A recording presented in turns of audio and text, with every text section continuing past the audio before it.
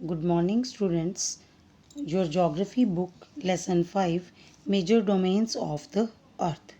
अर्थ के जो major parts हैं आज हम उनके बारे में पढ़ने जा रहे हैं। ह्यूमन बीइंग जो है वो अर्थ के ऊपर रह पा रहा है, लैंड पार्ट के ऊपर रह पा रहा है। क्यों रह पा रहा है? क्योंकि वहाँ पर वाटर प्रेजेंट है और एयर प्रेजेंट है।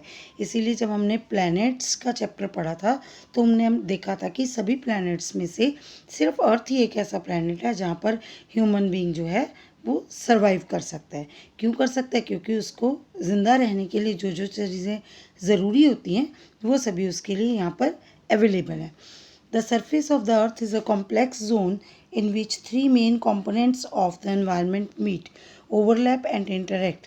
The solid portion of the earth on which we live is called lithosphere. जो हमारा लैंड पार्ट है, जो हमारा सॉलिड पोर्शन है अर्थ का, लैंड पार्ट मतलब उसको हम क्या कहते हैं? लिथोस्फीयर कहते हैं। The gaseous layers that surround the earth is the atmosphere. और जो हमारे आसपास गैसेस की जो लेयर है अर्थ के ऊपर उसको क्या बोलते हैं हम? Atmosphere. Where oxygen, nitrogen, carbon dioxide and other gases are found.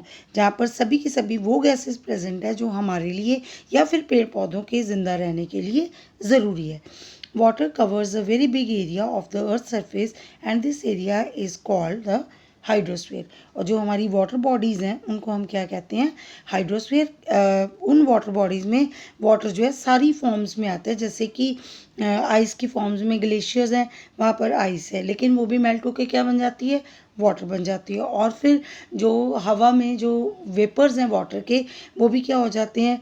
जब वो कंडेंस हो जाते हैं तो वो रेनफॉल की फॉर्म में नीचे आते हैं, तो इसका मतलब वो भी क्या बन जाते हैं? वाटर ड्रॉपलेट्स बन जाते हैं। इसलिए इसका मतलब जो हाइड्रोस्फीयर है हमारा उसमें सभी हमारे oceans, ponds, lake, seas, glaciers और जो हैं वाटर वेपर्स हैं वो सभी हमारे हाइड्रोस्फीयर में आते हैं।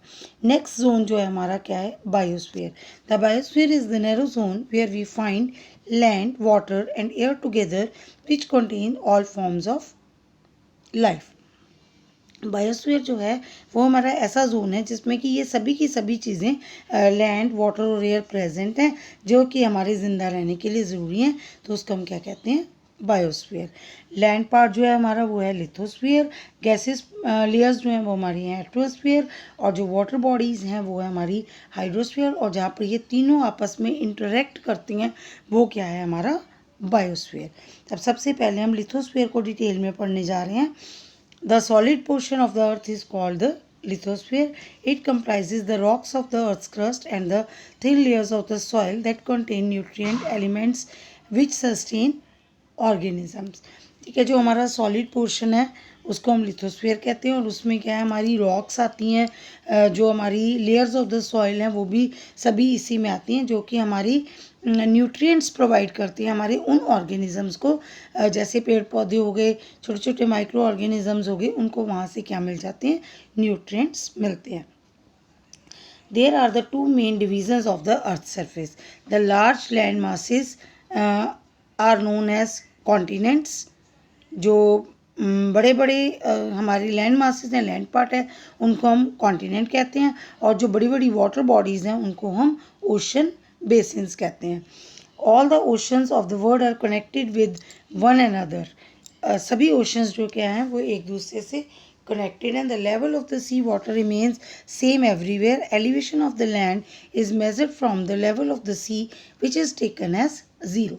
अब क्या है? उसने कहा कि जो सी वाटर होता है उसका लेवल सी में सारी जगह बराबर रहता है। तो जब हमने मेज़र करना है उसका एलिवेशन, उसकी डेप्थ, उसकी हाइट आगे, तो हमें क्या करना पड़ता है? जो ओशन का सबसे नीचे कहीं ना कहीं जाकर फ्लोर ज़रूर आएगा, तो वहाँ से हम मेज़र करना शुरू करते हैं और जितनी भी ऊपर हमें हाइट मेज़र करनी है उसको हम मेज़र करते हैं। और जब भी हम किसी भी चीज़ की हाइट बताते हैं, किसी माउंटेन्स की, तो हम क्या बताते हैं कि सी लेवल्स जो होता है उससे लेकर हम उसकी टॉप तक जाते हैं, तो हम उसकी हाइट जो है उसको मेज़र करते हैं। आगे आ जाइए। The highest mountain peak Mount Everest is 8,848 meters above the sea level. The greatest depth of 11,022 meters is recorded at Mariana Trench in the Pacific ocean. Mount Everest जो है वो हमारी सबसे हाईएस्ट पीक है और जो मेरीना ट्रेंच है Pacific ocean में है, ये सबसे डीपेस्ट पार्ट जो है ये है और इसकी डेप्थ जो है वो 11,022 मीटर्स है। अब डू यू नो, देखिए Edmund Henry and Tenzing Norgay Sherpa were the first men to climb the highest mountain peak, Mount Everest, on the planet Earth on 29th May 1953. Janko Tabi was the first woman to reach the Mount Everest on May 1975.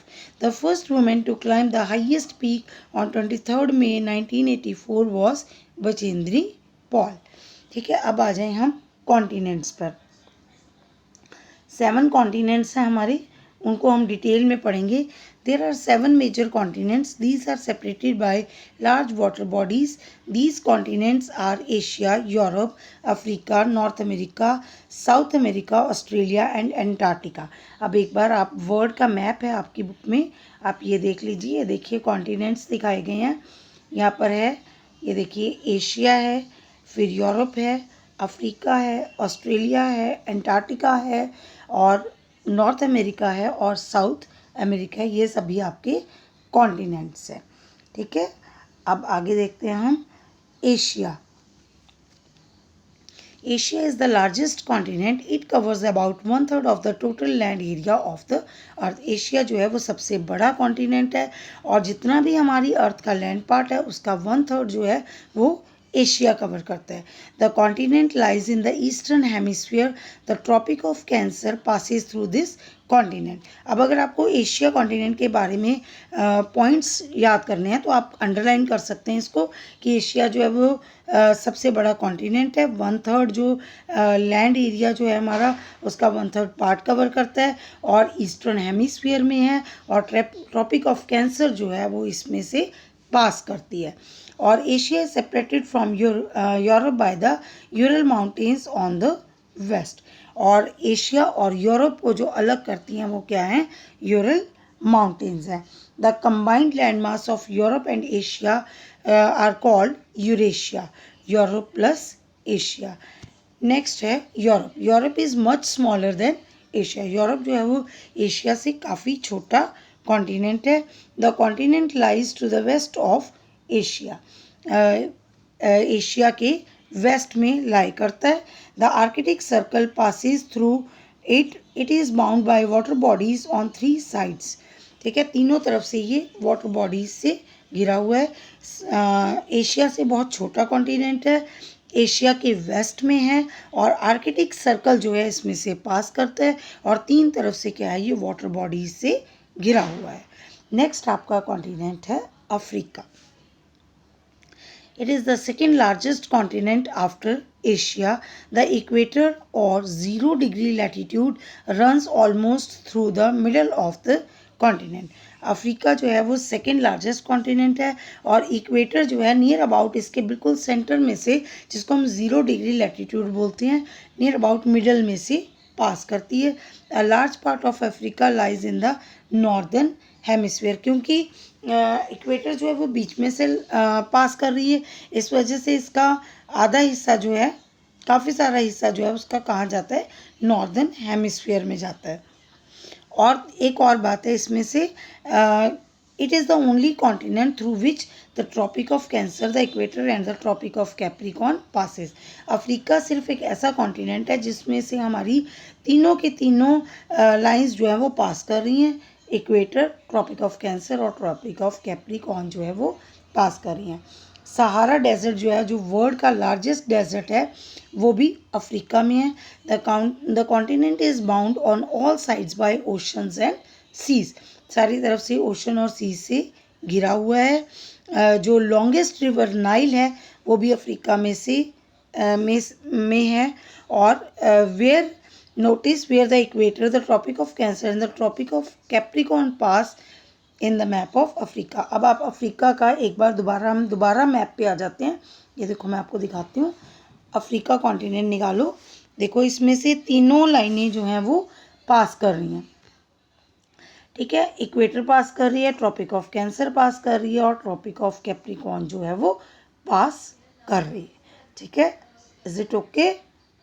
ठीक है, चलिए next continent है हमारा North America. It is the third largest continent of the world.